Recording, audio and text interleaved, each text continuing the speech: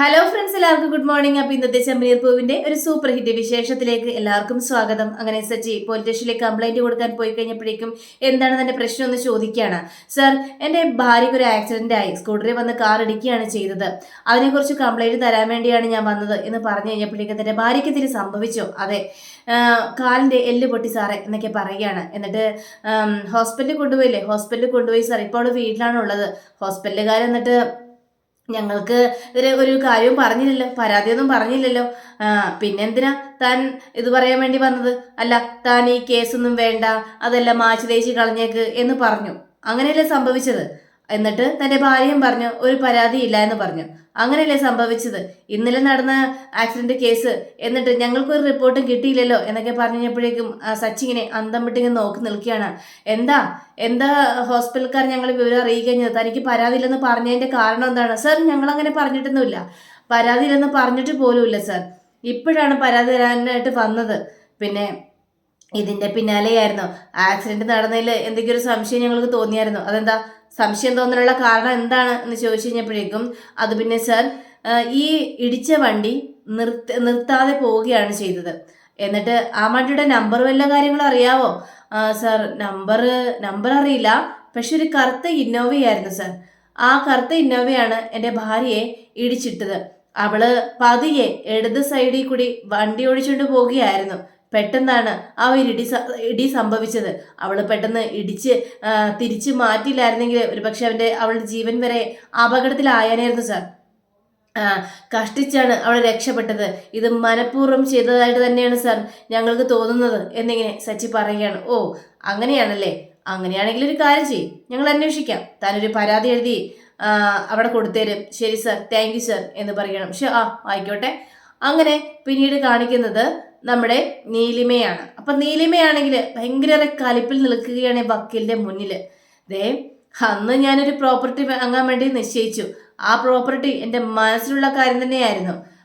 പക്ഷേ ആ 50 ലക്ഷം സുധി എന്ന് പറഞ്ഞവൻ എൻ്റെ കയ്യിൽ തട്ടിച്ചുകൊണ്ട് പോയില്ലേ, അതുകൊണ്ടാ എനിക്ക് ആ പ്രോപ്പർട്ടി വാങ്ങാൻ പറ്റാതെ ആയിപ്പോയത്.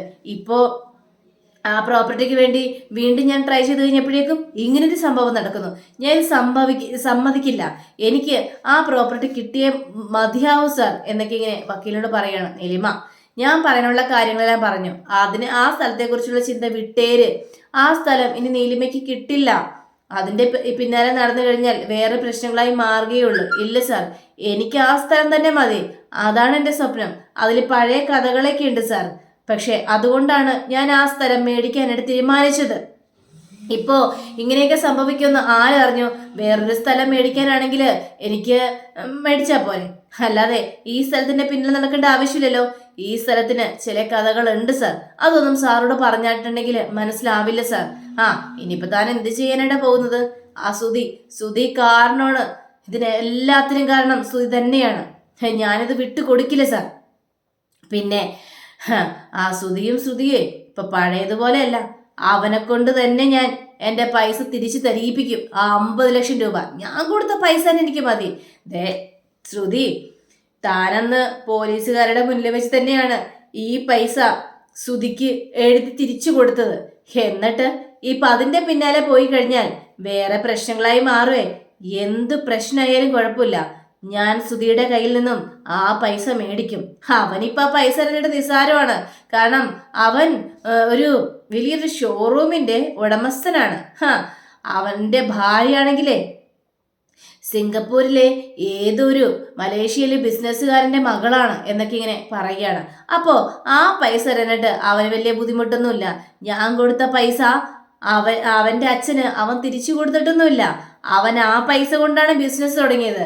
അവന്റെ നല്ല നില തന്നെയാണ് എൻ്റെ പൊന്നു സാറേ. അതുകൊണ്ട് ഞാൻ സുധിയെ തട്ടിക്കൊണ്ടുപോകും. ഏതെങ്കിലും കൊട്ടേഷൻ ടീം ഉണ്ടോ സാറേ? നീലിമ, അനാവശ്യം പറയാൻ നിൽക്കരുത്. എന്നെ കൊണ്ടൊന്നും പറ്റിയെന്നില്ല. പിന്നെ കൊട്ടേഷനും കാര്യങ്ങളായിട്ട് പിന്നെ പുറകെ നടക്കാനായിട്ട് പോവാണ്. ഞാനതിന് സമ്മതിക്കില്ല. സാറ് സമ്മതിക്കണ്ട. പക്ഷേ ഞാൻ സുധിയെ തട്ടിക്കൊണ്ടുപോകും. എന്നിട്ട് അവനെ വെച്ചുകൊണ്ട് തന്നെ അവന്റെ ഭാര്യയ്ക്ക് ഞാൻ ഫോൺ ചെയ്യും. ഭർത്താവിനെ തിരിച്ചു വേണമെങ്കിൽ, ഭർത്താവിനെ ജീവനോടെ വേണമെങ്കിൽ എനിക്ക് 50 ലക്ഷം രൂപ തരണമെന്ന്. അവളുടെ അച്ഛൻ മലേഷ്യയിലെ വലിയ ബിസിനസ്സുകാരനല്ലേ, അവൾക്കത് തരാനായിട്ട് പറ്റും. അവളുടെ ഭർത്താവിന്റെ ജീവൻ രക്ഷിക്കാൻ വേണ്ടി അവൾ എനിക്ക് ആ പൈസ തരിക തന്നെ ചെയ്യും എന്നിങ്ങനെ പറയുമ്പോ നമ്മുടെ വക്കീല് ചോദിക്കാണ്, അഥവാ അവൾക്ക് ആ പൈസ തന്നില്ലെങ്കിലോ, തരാൻ പറ്റിയില്ലെങ്കിലോ നീ എന്ത് ചെയ്യും? സുധി എന്ത് ചെയ്യും? സുധി എന്ത് ചെയ്യുമെന്നോ? പിന്നെ അവനെ ജീവനോടെ ആരും കാണാനായിട്ട് പോകുന്നില്ല.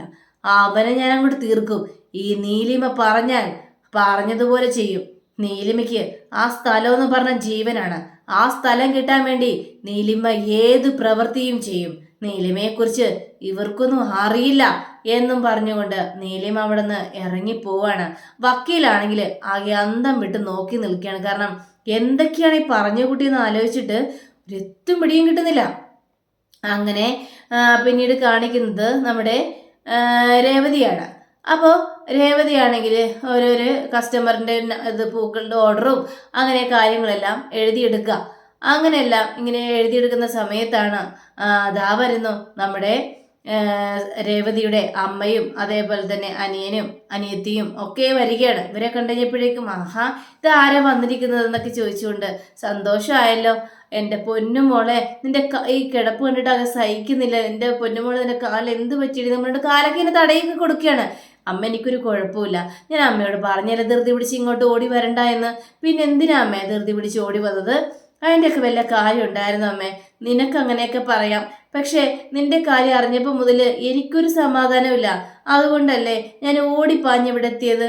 ദേ ഈ കിടപ്പ് കണ്ടിട്ട് സഹിക്കാൻ പറ്റുന്നില്ല, നിനക്ക് നല്ല വേദനയുണ്ടോ എന്നൊക്കെ ഇങ്ങനെ ചോദിക്കാണ്. ആ വേദനയൊക്കെ ഉണ്ട് ചേച്ചി, എങ്ങനെയുണ്ട് ചേച്ചി എന്ന് ഈ ശരത്തും ചോദിക്കണം. വേദന ഉണ്ടറാ, എനിക്കറിയാം വേദന ഉണ്ടാവുമെന്ന്, കാരണം ഞാൻ കുറെ അനുഭവിച്ചതാണല്ലോ ചേച്ചി എന്നിങ്ങനെ ശരത്ത് പറയുകയാണ്. ഏതായാലും മോളെ നിന്നെ ഇവിടെ നോക്കാൻ പോലും ആരും ഇല്ലല്ലോ മോളെ, എനിക്ക് ആ കാര്യം ഓർത്തിട്ട് ആകെ സങ്കടം വരുന്നു. അപ്പോഴാണ് രവിയുടെ വരവ്. അപ്പൊ രവി പറയാണ്, അതേ രേവതി മോളെ കുറിച്ച് ഓർത്ത് സങ്കടപ്പെടേണ്ട ആവശ്യമില്ല കേട്ടോ, ഞങ്ങളൊക്കെ ഉണ്ട് ഇവിടെ രേവതിയെ നോക്കാനായിട്ട്. പൊന്നു പോലെയാ അവളെ നോക്കുന്നത്.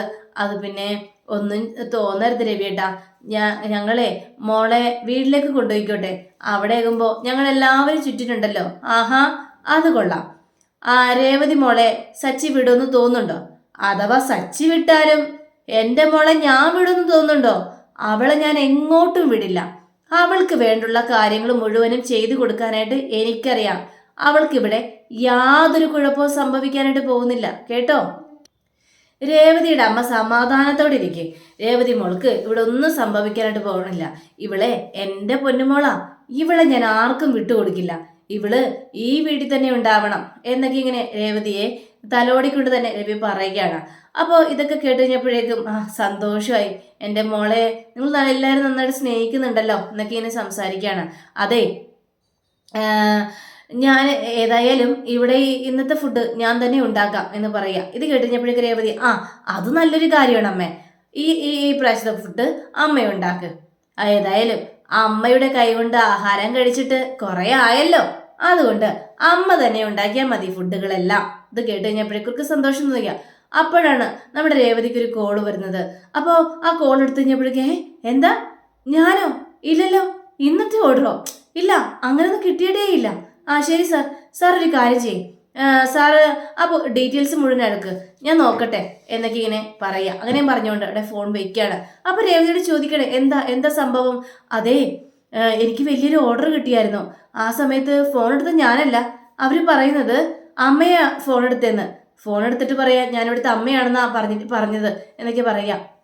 പക്ഷെ ആ ഒരു കാര്യം എന്നോട് ആരും പറഞ്ഞതുമില്ല, എനിക്കറിയാനും പാടില്ലായിരുന്നു. ദൈവമേ, അവരിപ്പോൾ വിളിച്ചില്ലായിരുന്നെങ്കിൽ ആകെ പ്രശ്നമായിരുന്നു.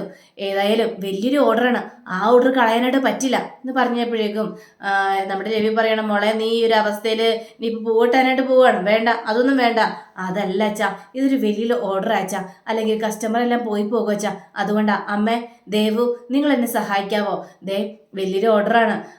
ചേച്ചി സങ്കടപ്പെടേണ്ട, ചേച്ചിക്ക് ഒരു ആവശ്യം വന്നു കഴിഞ്ഞാൽ ഞങ്ങളല്ലേ സഹായിക്കാനുള്ളൂ, ഞങ്ങൾ ഉറപ്പായിട്ട് സഹായിക്കാം, അതിന് യാതൊരു കുഴപ്പമില്ല, നമുക്ക് എല്ലാം റെഡിയാക്കുക ചേച്ചി എന്നിങ്ങനെ പറയാം. അപ്പോഴേക്ക് രവിയാണെങ്കിൽ സച്ചിക്ക് പൂവട്ടാൻ അറിയാമായിരുന്നെങ്കിലേ നിങ്ങൾ ആരുടെ ഒരു സഹായവും വേണ്ടായിരുന്നു, അവനൊറ്റക്ക് ഈ പരിപാടികൾ മുഴുവനും ചെയ്താനേ. അപ്പോൾ നമ്മുടെ ശരത്ത് പറയാണ്, ചേച്ചി എന്നാ പിന്നെ ഞാൻ പോയിക്കോട്ടെ ചേച്ചി.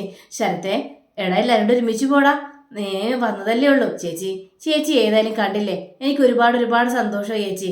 അത്രയും മതി. എനിക്ക് കുറച്ച് ധൃതിയുള്ളതുകൊണ്ട് ചേച്ചി ഞാൻ പൊയ്ക്കോട്ടെ ചേച്ചി എന്ന് ചോദിച്ചു കഴിഞ്ഞപ്പോഴേക്കും മോനെ സൂക്ഷിച്ചു പോണേ.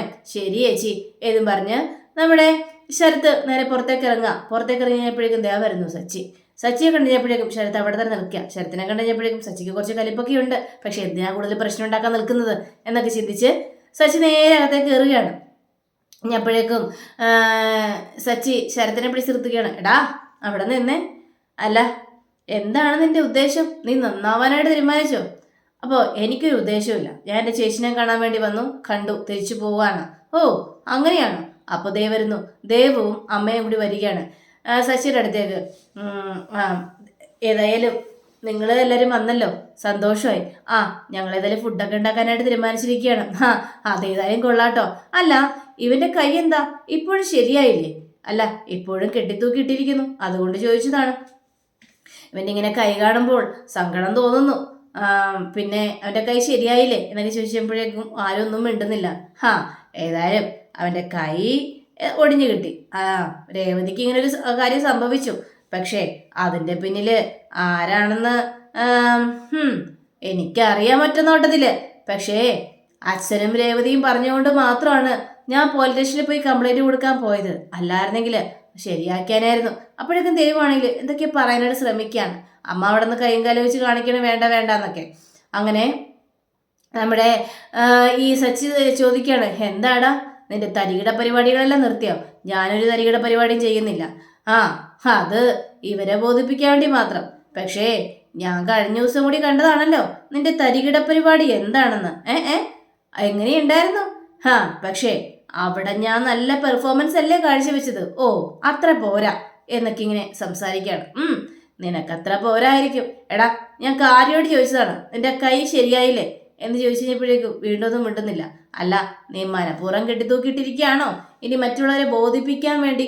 ഇപ്പോഴേക്കും രേവതിയുടെ അമ്മയാണെങ്കിൽ അയ്യോ ഇല്ല സച്ചി, അവന്റെ കൈ ശരിയായിട്ടില്ല. ഒരു കണക്കിന് കൈ ഇങ്ങനെ കിടക്കുന്നതാ നല്ലത്. ആരോടും പോയി തല്ലൂടാനായിട്ട് പോകൂലല്ലോ. ഇവന്റെ ഓരോ പ്രവൃത്തിക്ക് കൈ വീണ്ടും ഒടിയാനുള്ളതല്ലേ, അതുകൊണ്ട് ഇങ്ങനെ കിടക്കുന്നതായിരിക്കും ബെറ്റർ എന്നൊക്കെ ഇങ്ങനെ സംസാരിക്കുകയാണ്. അപ്പോഴേക്കും നമ്മുടെ ഇവനാണെങ്കിൽ എങ്കിൽ പിന്നെ ഞാൻ പൊയ്ക്കോട്ടെ എന്നൊക്കെ ഇങ്ങനെ ചോദിക്കുകയാണ്. നീ പൊയ്ക്കോ, നിനക്ക് തിരക്കണ്ടെന്നല്ല പറ, നീ പോ, ഞങ്ങളിപ്പോൾ വരുന്നില്ല, ഞങ്ങൾ പിന്നെ വന്നോളാം. അങ്ങനെ ഇവനെ പറഞ്ഞ് അങ്ങോട്ട് വിടുകയാണ്. സച്ചിയോടാണെങ്കിൽ നമ്മുടെ രേവതിയുടെ അമ്മയാണെങ്കിൽ ഏതായാലും ഞാൻ ഫുഡ് ഉണ്ടാക്കാം, എത്ര പെട്ടെന്ന് പോയി ശരി എന്ന് പറയുകയാണ്. അങ്ങനെ ദൈവമാണെങ്കിൽ വീണ്ടും സച്ചിയുടെ അടുത്തേക്ക് വരികയാണ്. സച്ചിയേട്ടാ എനിക്ക് സച്ചിനോട് ചില കാര്യങ്ങളെല്ലാം പറയാനുണ്ട്. അമ്മ ഈ കാര്യത്തെക്കുറിച്ചൊന്നും പറയണ്ടെന്നാ പറഞ്ഞത്, പക്ഷെ എൻ്റെ മനസ്സിലിരിക്കുന്നില്ല. എന്ത് കാര്യം? അത് പിന്നെ രേവതിയുടെ ആക്സിഡന്റ് പിന്നിലേ അവനാണെന്ന സംശയം. ഗജാനന്ദൻ ഉറപ്പാണ്, അവൻ തന്നെയായിരിക്കുള്ളൂ. അതെന്താ അങ്ങനെ പറയാനുള്ള കാരണം? കഴിഞ്ഞ ദിവസം വീട്ടിൽ വന്നായിരുന്നു. അങ്ങനെ വീട്ടിൽ വന്നപ്പോൾ ഉണ്ടായ സംഭവങ്ങളെല്ലാം നമ്മുടെ ദേവു പറയുകയാണ്. ഇതെല്ലാം കേട്ട് കഴിഞ്ഞപ്പോഴേക്കും സജിക്ക് കാലി സഹിക്കാൻ പറ്റുന്നൊരവസ്ഥ. അവനാണല്ലേ? അപ്പൊ സംശയിക്കാനൊന്നുമില്ല, അവൻ തന്നെയാ രേവതിയുടെ ഈ ആക്സിഡന്റിന് പിന്നില്. രേവതിയെ ഇല്ലാതാക്കാനായിരുന്നു അവന്റെ ശ്രമം. അവനെ ഞാൻ വെറുതെ വിടില്ല സച്ചേട്ടാ, വെറുതെ വിടരുത് സച്ചേട്ടാ. രേവതിയേച്ചിക്ക് ഇങ്ങനൊരു കാര്യം സംഭവിച്ചു, ഇങ്ങനെ കാര്യങ്ങളെല്ലാം സംഭവിക്കാനുള്ള കാരണം അവൻ തന്നെയാ, അവനെ വെറുതെ വിടരുത് സച്ചേട്ടാ എന്ന് പറയാ. അങ്ങനെ സച്ചി നേരെ രേവതിയുടെ റൂമിലേക്ക് ചെല്ലുകയാണ്. അപ്പൊ രേവതി എന്നൊക്കെ ഇങ്ങനെ എഴുതിക്കൊണ്ടിരിക്കുക. ആ സമയം സച്ചിയെ കണ്ടുകഴിഞ്ഞപ്പോഴേക്കും സച്ചേട്ടാ വേറൊരു സംഭവം ഉണ്ടായിട്ടോ, എന്തൊരു കഷ്ടമാണ്, എനിക്കൊരു വലിയൊരു ഓർഡർ വന്നാണ്, ഇവിടെ വേറെ ആരോ ഫോൺ എടുത്തത്, എന്നിട്ട് പറഞ്ഞു ഞാൻ ഇവിടുത്തെ അമ്മയാണെന്നൊക്കെ പറഞ്ഞു. ആ ഓർഡർ എനിക്ക് ക്യാൻസലായി പോകേണ്ട സമയമായിരുന്നു, ഭാഗ്യത്തിനാ അവർ വിളിച്ചത്, അതുകൊണ്ട് ഞാൻ ഈ കാര്യങ്ങളെല്ലാം അറിഞ്ഞു. ഇതെന്തൊരു കഷ്ടമാണ് ദൈവമേ എന്നൊക്കെ പറയും. ഞാൻ പറയുന്ന വല്ലതും കേൾക്കുന്നുണ്ടോ സച്ചിയേട്ടാ എന്നിങ്ങനെ ചോദിക്കാം. ഞാൻ കേൾക്കില്ല, ആര് പറഞ്ഞാലും എന്തു പറഞ്ഞാലും ഈ കാര്യത്തിൽ ഞാൻ കേൾക്കില്ല. എൻ്റെ മനസ്സിൽ ഒരാളുടെ ഇത് മാത്രമേ ഉള്ളൂ, അത് ഗജാനന്ദനാണ് നിന്നെ ആക്സിഡന്റ് ആക്കിയത്. അവന്റെ ഉദ്ദേശം എന്തായിരുന്നു അറിയാമോ? നിന്നെ കൊല്ലുക, അത് മാത്രമായിരുന്നു അവന്റെ ഉദ്ദേശം എന്ന് സച്ചി തുറന്നു പറയാണ്. ഇത് രവിയും കേൾക്കുകയാണ്. ഇത് കേട്ട് കഴിഞ്ഞപ്പോഴേക്കും രേവതി ഞെട്ടി നിൽക്കുകയാണ്.